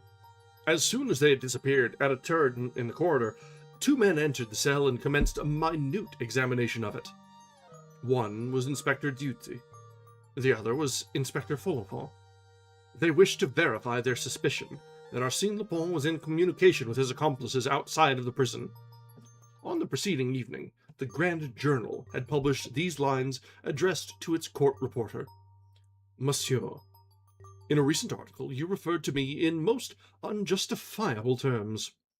Some days before the opening of my trial, I will call you to account. Arsène Lupin." The handwriting was certainly that of Arsène Lupin. Consequently, he sent letters, and no doubt received letters. It was certain that he was preparing for that escape thus arrogantly announced by him. The situation had become intolerable. Acting in conjunction with the examining judge, the chief of the Sûreté, Monsieur Dudois, had visited this prison and instructed the jailer in regard to the precautions necessary to ensure Lupin's safety. At the same time, he sent the two men to examine the prisoner's cell. They raised every stone, ransacked the bed, did everything customary in such a case. But they discovered nothing, and were about to abandon their investigation, when the guard entered hastily and said, "The drawer! Look in the table drawer! When I entered just now, he was closing it." They opened the drawer, and Duty exclaimed, "Ah! We have him this time!" Follivant stopped him. Wait a moment. The chief will want to make an inventory. This is a very choice cigar. Leave it there, and notify the chief." 2 minutes later, Monsieur Dudois examined the contents of the drawer. First, he discovered a bundle of newspaper clippings relating to Arsène Lupin taken from Argus de la Presse. Then a tobacco box, a pipe, some paper called onion peel, and 2 books. He read the titles of the books. One was an English edition of Carlyle's Hero Worship. The other was a charming Elsevier, in modern binding, the Manual of Epictetus, a German translation, published at Leyden in 1634. On examining the books, he found that all the pages were underlined and annotated. Were they prepared as a code for correspondence? Or did they simply express the studious character of the reader? Then he examined the tobacco box and the pipe. Finally, he took up the famous cigar with its gold band. "Victre!" he exclaimed. "Our friend smokes a good cigar. It's a Henry Clay."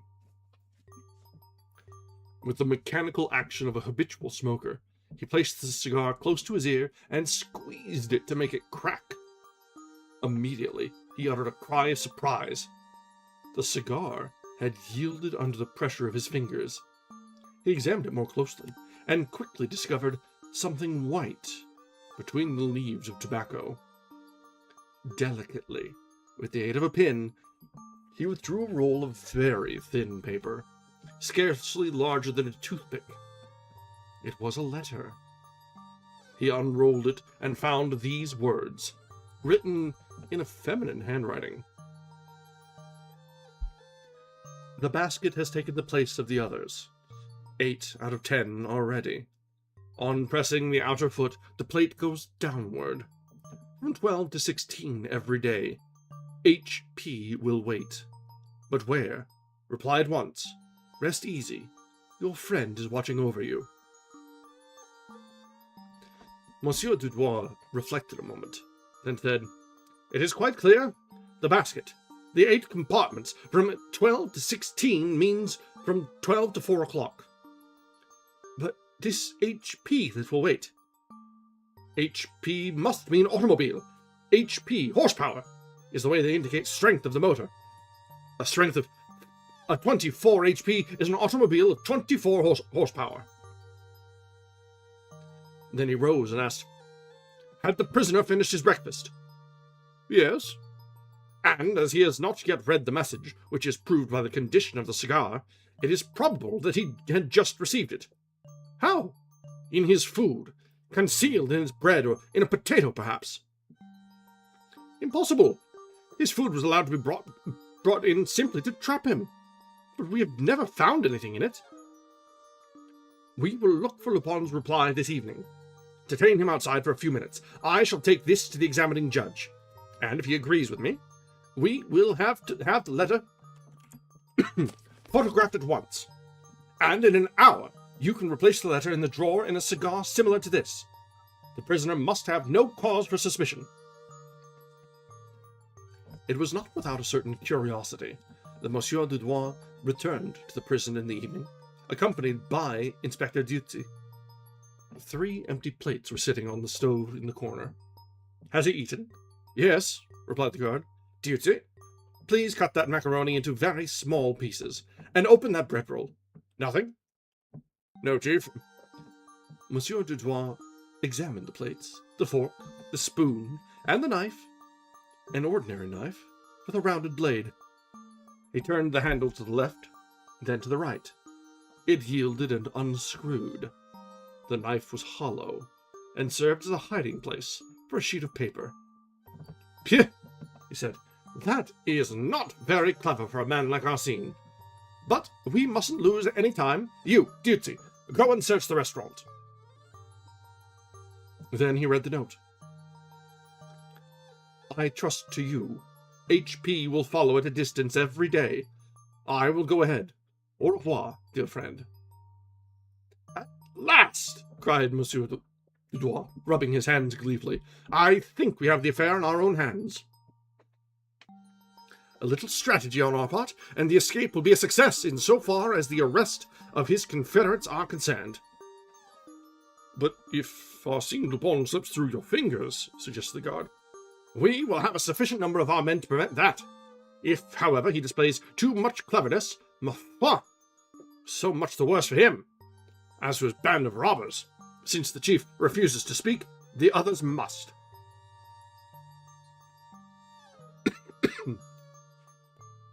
And, as a matter of fact, Arsène Lupin had very little to say. For several months, Monsieur Jules Bouvier the examining judge, had exerted himself in vain. The investigation had been reduced to a few uninteresting arguments between the judge and the advocate, Maître d'Envol, one of the leaders of the bar. From time to time, through courtesy, Arsène Lupin would speak. One day, he said,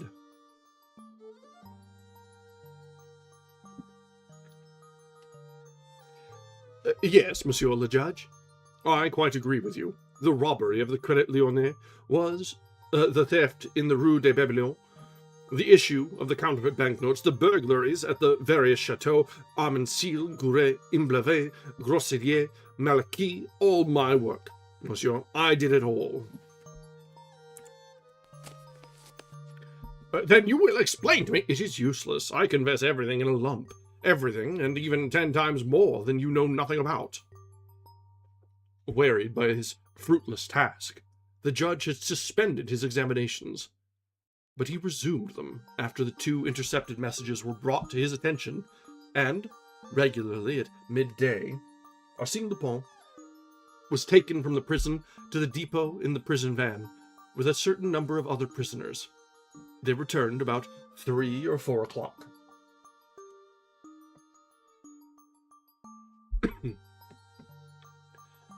Now, one afternoon, this return trip was made under unusual conditions.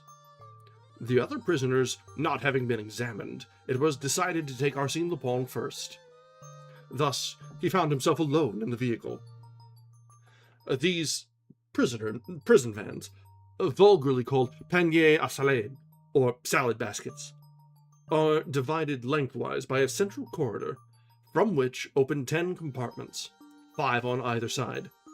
Each compartment is so arranged that the occupant must assume and retain a sitting posture, and consequently, the 5 prisoners are seated one upon the other, and yet separated from one another by partitions. A municipal guard standing at one end watches over the corridor. Arsène was placed in the 3rd cell on the right, and the heavy vehicle started. He carefully calculated when they left the Quai de Horloge, and when they passed the Palais de Justice. Then, about the center of the bridge Saint-Michel, with his outer foot, that is to say his right foot, he pressed upon the metal plate that closed his cell. Immediately, something clicked, and the metal plate moved, and he was able to ascertain that he was located between the 2 wheels. He waited, keeping a sharp lookout. The vehicle was proceeding slowly along the Boulevard Saint-Michel. At the corner of Saint-Germain it stopped. A truck horse had fallen. The traffic having been interrupted, a vast throng of fiacres and omnibuses had gathered there. Arsène Lupin looked out. Another prison van had stopped close to the one he occupied. He moved the plate still farther, put his foot on one of the spokes of the wheel, and leaped to the ground. The coachman saw him, roared with laughter, then tried to raise an outcry, but his voice was lost in the noise of the traffic, that had commenced to move again. However, moreover, Arsène Lupin was already far away. He had run for a few steps, but once upon the sidewalk, he turned and looked around. He seemed to scent the wind, like a person who is uncertain which direction to take. Then, having decided, he put his hands in his pockets, and with the careless air of an idle stroller, he proceeded up the boulevard. It was a warm, bright autumn day, and the cafes were full. He took a seat on the terrace of one of them. He ordered a bock and a package of cigarettes. He emptied his glass slowly, smoked 1 cigarette, and lighted a second. Then he asked the waiter to send the proprietor to him. When the proprietor came, Arsène spoke to him in a voice loud enough to be heard by everyone. "I regret to say, monsieur, I have forgotten my pocketbook. Perhaps, on the strength of my name, you will be pleased to give me credit for a few days. I am Arsène Lupin."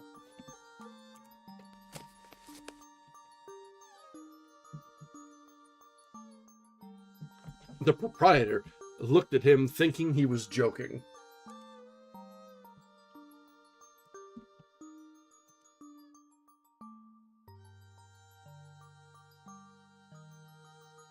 Sorry, connection's being a little fuzzy. The proprietor looked at him, thinking he was joking. But Arsène repeated, "Lupin, prisoner at the Saint, but now a fugitive. I venture to assume that the name inspires you with perfect confidence in me." And he walked away, amidst shouts of laughter, whilst the proprietor stood amazed.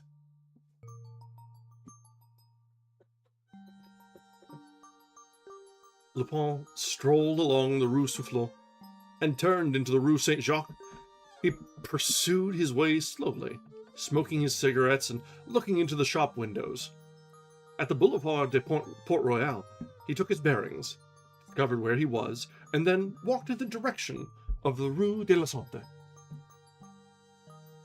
The high, forbidding walls of the prison were now before him. He pulled his hat forward to shade his face. Then, approaching the sentinel, he asked, "Is this the prison de la Santé?" "Yes." "I wish to regain my cell. The van left me on the way, and I would not abuse." "Now, young man, move along, quick," growled the sentinel. "Pardon me, but I must pass through that gate. And if you prevent Arsène Lupin from entering the prison, it will cost you dear, my friend." "Arsène Lupin? What are you talking about?" I am sorry, I haven't a card with me," said Arsène, fumbling in his pockets. The sentinel eyed him from head to foot in astonishment. Then, without a word, he rang a bell. The iron gate was partly opened, and Arsène stepped inside. Almost immediately, he encountered the keeper of the prison, gesticulating and feigning a violent anger. Arsène smiled and said, "Come, monsieur, don't play that game with me. What? They take the precaution to carry me alone in the van, prepare a nice little obstruction, and imagine I am going to take to my heels and rejoin my friends? Well, what about the 20 agents of the Sûreté who accompanied us on foot, in fiacres and on bicycles? No, the arrangement did not please me. I should not have got away alive. Tell me, monsieur, did they count on that?" He shrugged his shoulders and added, "I beg of you, monsieur, not to worry about me. When I wish to escape, I shall not require any assistance." On the second day thereafter, the Echo de France, which had apparently become the official reporter of the exploits of Arsène Lupin, it was said that he was one of its principal shareholders, published a most complete account of this attempted escape. The exact wording of the messages exchanged between the prisoner and his mysterious friend, the means by which correspondence was constructed, the complicity of the police, the promenade on the Boulevard Saint-Michel, the incident at the Café Soufflot, everything was disclosed. It was known that the search of the restaurant and its waiters by Inspector Duty had been fruitless. And the public also learned an extraordinary thing, which demonstrated the infinite variety of resources that Lupin possessed. The prison van, in which he was being carried, was prepared for the occasion and substituted by his accomplices for one of the 6 vans which did service at the prison. The next escape of Arsène Lupin was not doubted by anyone. He announced it himself, in categorical terms, in reply to Monsieur Bouvier, following his attempted escape. The judge having made a jest about the affair, Arsène was annoyed. And firmly eyeing the judge, he said emphatically, "Listen to me, monsieur." Oh, we're having very good connection problems, so let's give it a moment. We're almost at the end of tonight. We just a little bit longer. Almost made it. Almost.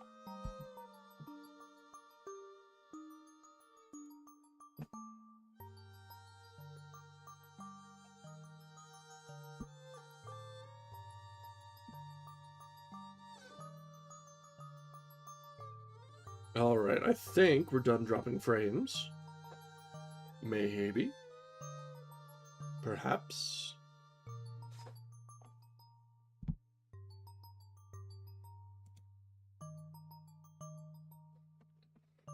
Yep, alright, I think we're good.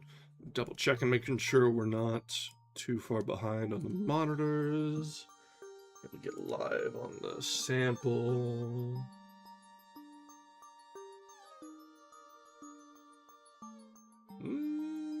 Maybe.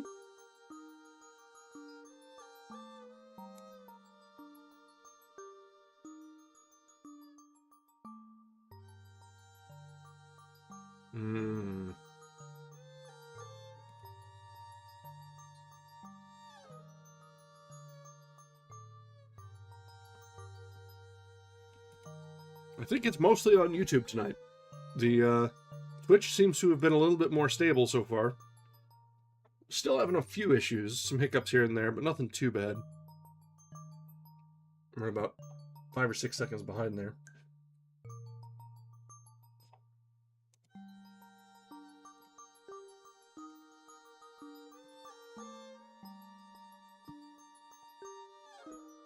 Yeah, it's a, well, Amazon will just have their agents delete all of their stuff for no reason. So there's that.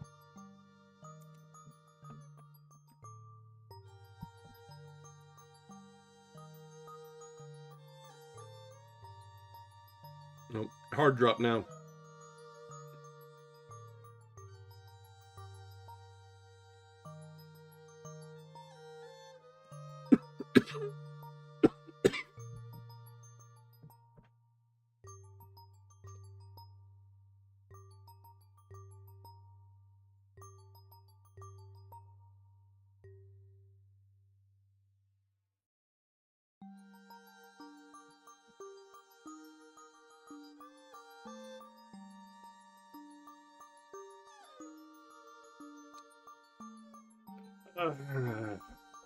It's always right when we're just about at the end that it decides to have a fun little time of it, doesn't it? We almost made it through a day. Almost. Almost.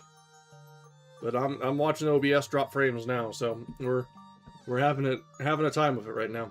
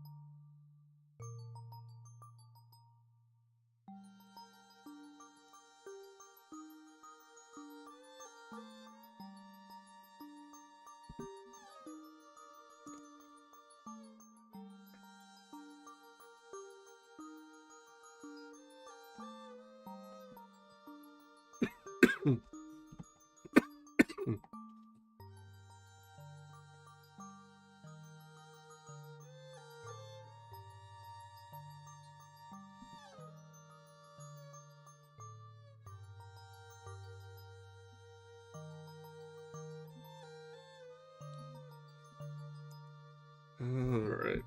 Almost. Hopefully. Come on. A little bit.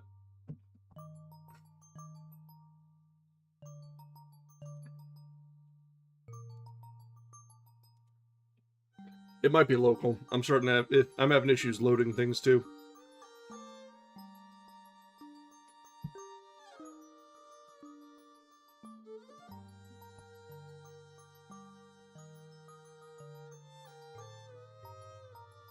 It seems okay, but still dropping crazy frames.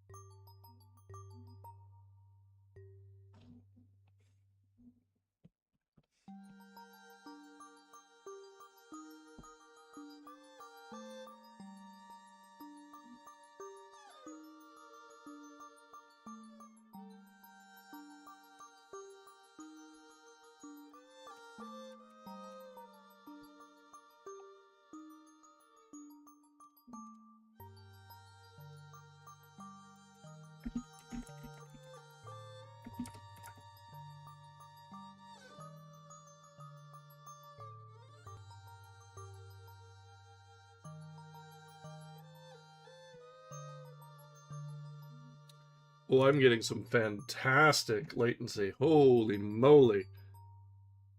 Got to set up a rolling ping to quad 8s, and there are some, 2500 millisecond delays. That's a little fantastic there, actually.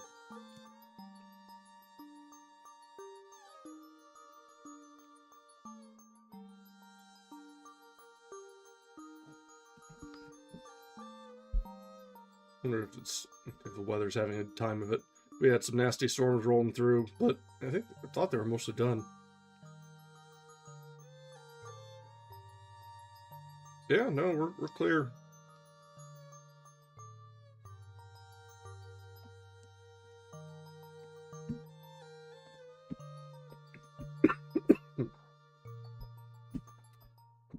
Might be time to reset all my bits and bobs, but I would like to get through these last page.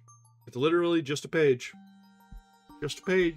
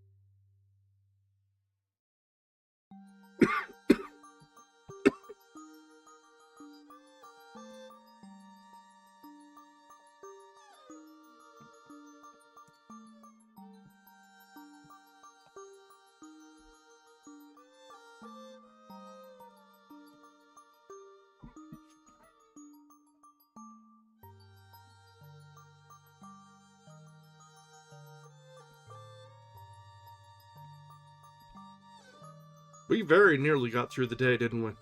Very nearly.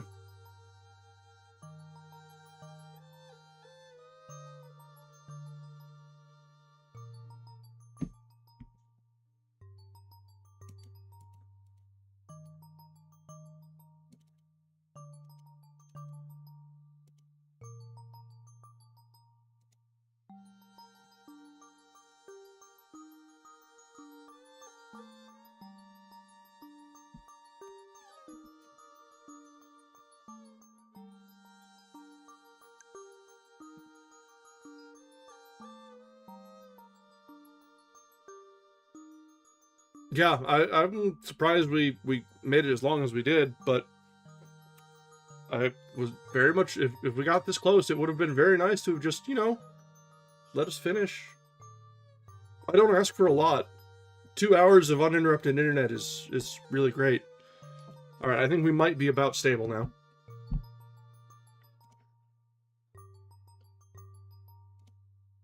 At least my ping times have fixed back to... Oh, man. I wish I could. I think the issue has historically been the... I think there's something with the interface coming into the building, and there's not really anything I can do about that. Good old shared living space life. Ah, well. Alright, let's try and get through the last page or so here, and we'll put a wraps on it for tonight. The next escape of Arsène Lupin was not doubted by anyone. He announced it himself, in categorical terms, in a reply to Monsieur Bouvier, on the day following his attempted escape. The judge, having made a jest about the affair, Arsène was annoyed, and firmly eyeing the judge, he said emphatically, "Listen to me, monsieur. I give you my word of honor that this attempted flight was simply preliminary to my general plan of escape." "I do not understand," said the judge. "It is not necessary that you should understand." And when the judge, in the course of that examination, which was reported at length in the columns of Echo de France, when the judge sought to resume his investigation, Arsène Lupin exclaimed with an assumed air of lassitude, Mon Dieu, what's the use? All these questions are of no importance." "What? No importance?" cried the judge. "No, because I shall not be present at the trial." "You will not be present?" "No, I have fully decided on that, and nothing will change my mind." Such assurances, combined with the inexplicable indiscretions that Arsène committed every day, served to annoy and mystify the officers of the law, There were secrets known only to Arsène Lupin. Secrets that he alone could divulge. But for what purpose did he reveal them? And how? Arsène Lupin was changed to another cell. The judge closed his preliminary investigation. No further proceedings were taken in his case for a period of 2 months, during which time Arsène was seen almost constantly lying on his bed with his face turned toward the wall. The changing of his cell seemed to discourage him. He refused to see his advocate. He exchanged only a few necessary words with his keepers. During the fortnight preceding his trial, he resumed his vigorous life. He complained of want of air. Consequently, early every morning, he was allowed to exercise in the courtyard, guarded by 2 men. Public curiosity had not died out. Every day it expected to be regaled with news of his escape, and, it is true, he had gained a considerable amount of public sympathy by reason of his verve, his gaiety, his diversity, his inventive genius, and the mystery of his life. Arsène Lupin must escape. It was his inevitable fate. The public expected it, and was surprised that the event had been delayed so long. Every morning, the prefect of police asked his secretary, "Well, has he escaped yet?" "No, monsieur le prefect. Tomorrow, probably." And, on the day before the trial, a gentleman called at the office of the Grand Journal, asked to see the court reporter, threw his card in the reporter's face, and walked rapidly away. These words were written on the card: Arsène Lupin always keeps his promises. All right. Let's go ahead and set a bookmark here. This will be where we wrap up for tonight. Oop, wrong button there. So, this has been the start of the extraordinary adventures of Arsène Lupin, Gentleman-Burglar. This has been a great, great start to things. I'm enjoying this quite a lot. Thank you very much for the suggestion, Akamos. As always, you usually come through for us. This is a nice twist of the genre. We've seen some detective mystery pieces before, and some just general sort of suspenseful mysteries. But to see it from largely the perspective of the villain, so quote unquote, is refreshing and a nice twist of expectations. All right. So, with that, we're going to wrap up this first reading. Tomorrow will be our newly scheduled new series, the continuing unarchived modern reading, where we will continue from our 3rd session of Tolkien's The Fellowship of the Ring. These are not archived, so catch them while you can. Soon I'll be finding a day to run a rebroadcast of the recordings of these, so that you need not feel completely left out. But for the time being, it's more fun live, isn't it? That's what I think, anyway. All right. There's just a few of us in chat tonight, so I don't think we need to bother with rating. So, let's just have a wonderful night tonight.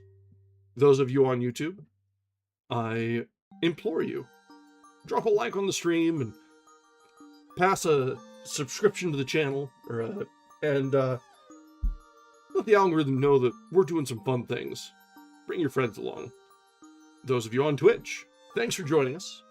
The chat is always welcome, and you are more than... I would be more than happy to see you partake. Alright, until next time, tomorrow at 6 o'clock. Thank you very much, and have a wonderful evening. Goodbye.